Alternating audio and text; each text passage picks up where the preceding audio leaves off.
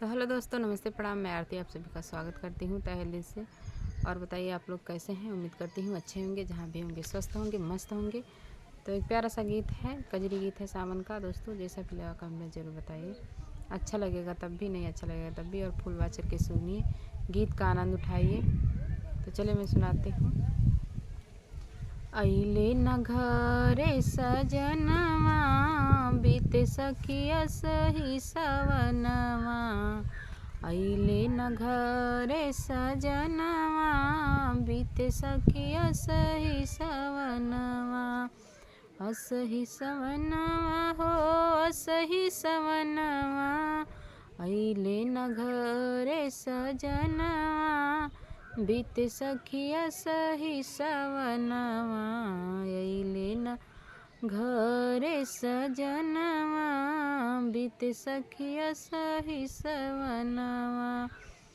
असही सवनवा बीते असही सवनवा, कैले न घरे टेलीफोनवा। बीते सखिया सही सवनवा, कैले न घरे टेलीफोनवा। बीते सखी असही सवनवा।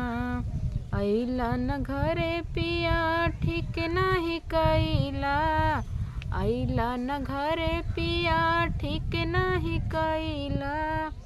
ठीक नाही कैला पिया ठीक नाही कैला, करबे नाही तोहरो कहनवा।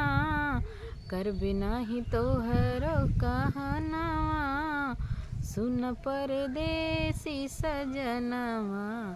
हे करबे नाही तोहरो कहनवा, सुन परदेसी सजनवा।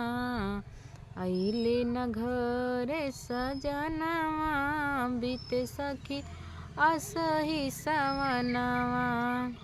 घरवा में बाटी पिया तुहरु महतारी, हरदम देते रहे लियू हमके गारी। घरवा में बाटी पिया तुहरु महतारी, हरदम देते रहे लियू हमके गारी।